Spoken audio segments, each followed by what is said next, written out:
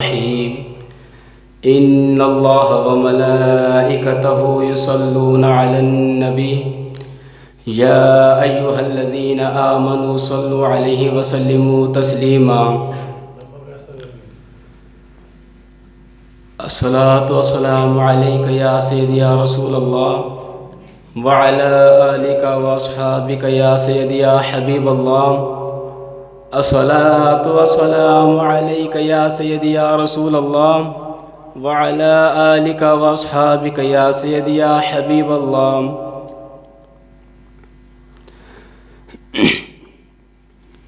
میرے محترم بزرگوں اور دوستو، السلام علیکم ورحمۃ اللہ وبرکاتہ.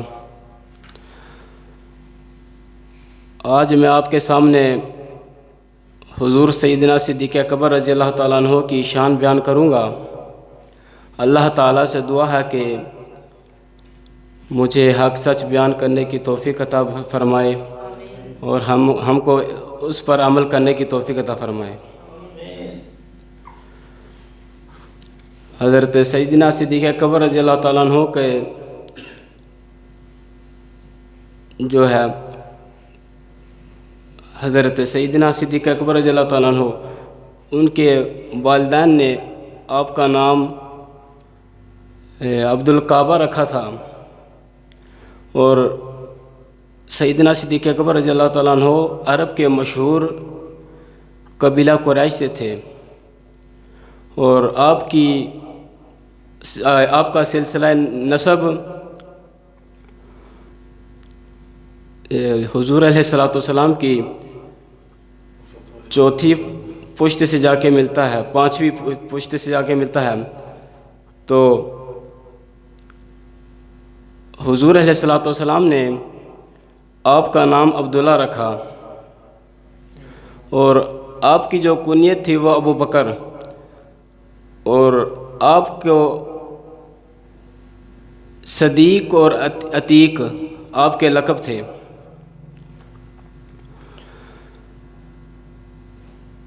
تو حضور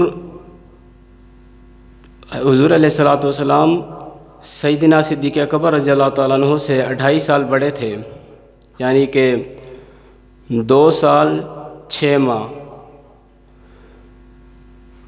تو حضور جب سیدنا صدیق اکبر رضی اللہ تعالیٰ عنہ کی جو ہے شان قرآن پاک سے ثابت ہے. کئی اور صحابی بھی ہیں حضور علیہ الصلوۃ والسلام کے جن کے احادیث سے معلوم ہیں، ثابت ہیں، اور کئی کی تاریخ سے ثابت ہیں. لیکن سیدنا صدیق اکبر رضی اللہ تعالیٰ عنہ کی شان یہ ہے کہ ان کی شان قرآن پاک سے ثابت ہے.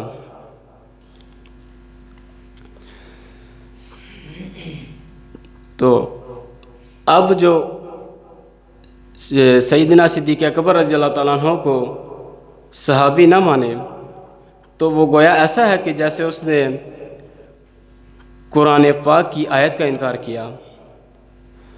تو اب جو قرآن پاک کی آیت کا انکار کرے وہ تو ظاہر سی بات ہے، وہ تو کافر اور مرتد ہے. تو سیدنا صدیق اکبر رضی اللہ تعالیٰ عنہ کی دوسری شان فضیلت یہ ہے کہ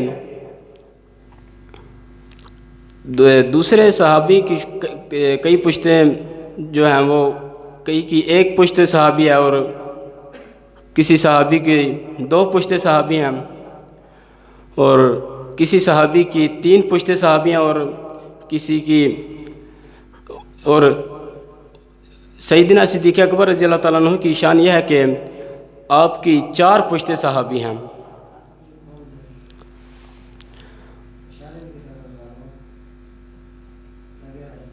اور حضور یعنی کہ سیدنا صدیق اکبر رضی اللہ تعالیٰ عنہ کے باپ بھی صحابی تھے جن کا نام ابو قحافہ عثمان ہے، اور اسی طرح خود بھی صحابی تھے، اور ان کے بیٹے بھی صحابی اور ان کے پوتے بھی. تو آپ کے جو یعنی کہ کوئی حافظ بن جائے یا کوئی عالم دین بن جائے یا کوئی شہید ہو جائے تو اس کے پورے خاندان کی بخشش ہو جاتی ہے۔ تو آپ اندازہ لگائیں کہ جس کی 4 پشتے صحابی ہوں تو اس کی شان کا کیا اندازہ ہوگا۔ تو سیدنا صدیق اکبر رضی اللہ تعالیٰ عنہ کی تیسری فضیلت یہ ہے کہ جب حضور علیہ الصلوۃ والسلام نے ایک مرتبہ فرمایا کہ میں نے سب صحابہ کا احسان کا بدلہ میں نے چکا دیا ہے، لیکن سیدنا صدیق اکبر وہ واحد شخص ہیں کہ جن کے احسان کا بدلہ میں نہیں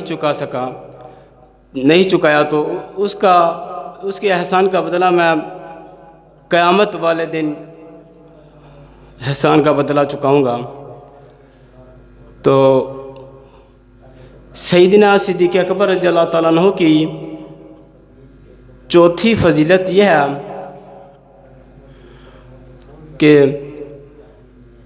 حضور علیہ الصلوۃ والسلام نے فرمایا کہ اے صحابہ، جب تم کہیں جا رہے ہو یا بازار جا رہے ہو یا کہیں باہر جا رہے ہو تو اپنے آگے پیچھے دیکھ لیا کرو۔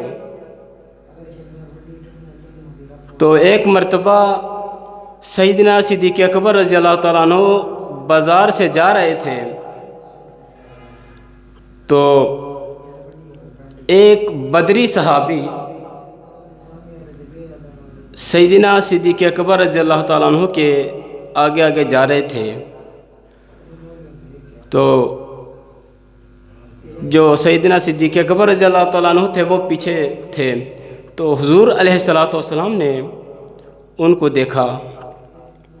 تو حضور علیہ الصلوۃ والسلام نے اس بدری صحابی کو آواز دی کہ اے صحابی رک جاؤ۔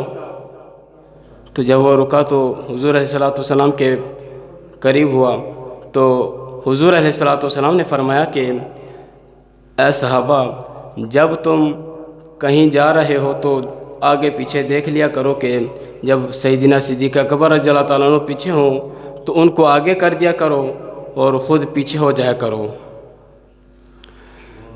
تو اسی طرح ایک مرتبہ جب حضور علیہ الصلوۃ والسلام معراج سے تشریف لائے تو سب سے پہلے ابو جہل سے ملے۔ تو جب ملے تو ابو جہل نے کہا کہ آج مجھے کوئی نئی بات بتاؤ۔ تو حضور علیہ الصلوۃ والسلام نے فرمایا کہ میں کل رات کو معراج کی یعنی کہ عرش معلیٰ کی سیر کر کے آیا ہوں۔ تو وہ مذاق کرنے لگا، تو وہ کہنے لگا کہ میں یہ سب کو بات بتاؤں گا، یہ تو عقل تسلیم ہی نہیں کرتی کہ ایک رات میں آسمان کی سیر کر کے کوئی انسان آئے۔ تو وہ سب سے پہلے ابو بکر صدیق رضی اللہ تعالیٰ عنہ کے گھر گیا اور دروازہ کھڑکایا۔ تو جب سیدنا صدیق اکبر رضی اللہ تعالیٰ عنہ نے دروازہ کھولا تو دیکھا کہ ابو جہل دروازے پر آیا ہے۔ تو سیدنا صدیق اکبر رضی اللہ تعالیٰ عنہ نے پوچھا کہ کیا بات ہے؟ تو ابو جہل نے کہا کہ کسی شخص نے یہ دعویٰ کیا ہے کہ وہ فرش سے لے کر عرش تک عرش کی سیر کر کے آیا ہے، کیا یہ بات عقل تسلیم کرتی ہے؟ تو سیدنا صدیق اکبر رضی اللہ تعالیٰ عنہ نے پوچھا کہ یہ بات کہی کس نے ہے؟ تو جو ابو جہل نے کہا کہ تم یہ بات چھوڑو، یہ نہ پوچھو، بلکہ تم میرے سوال کا جواب دو۔ تو اس نے کہا کہ آپ میرے یہ چھوڑیں بات، اپنی یہ بتائیں۔ تو جو سیدنا صدیق اکبر رضی اللہ تعالیٰ عنہ نے کہا کہ پہلے تم بتاؤ کہ یہ بات کہی کس نے ہے؟ تو مجبور ہو کر ابو جہل نے کہا کہ صاحبکم، یعنی کہ تمہارے صاحب نے کہا ہے، یعنی کہ حضور علیہ الصلوۃ والسلام نے یہ بات کہی ہے۔ تو سیدنا صدیق اکبر رضی اللہ تعالیٰ عنہ نے کہا کہ تم کہتے ہو کہ حضور علیہ الصلوۃ والسلام تنہا عرش معلیٰ کی سیر کر کے آئے ہیں، اگر حضور علیہ الصلوۃ والسلام یہ کہہ دیتے کہ میں گھر والوں سمیت آسمان کی سیر کر کے آیا ہوں تو میں وہ بھی ماننے کو تیار تھا۔ تو اسی طرح ایک دفعہ ابو جہل نے حضور علیہ الصلوۃ والسلام کی یعنی کہ شان میں بے ادبی کی، گستاخی کی، تو ابو جہل نے کہا کہ اے محمد تو بدصورت ہے۔ ابو جہل نے کہا کہ اے محمد تو بدصورت ہے، معاذ اللہ۔ تو جب سیدنا ادھر سے سیدنا صدیق اکبر رضی اللہ تعالیٰ عنہ دوڑتے ہوئے آئے اور حضور علیہ الصلوۃ والسلام پر خطبے پڑھتے ہوئے آئے اور کہا کہ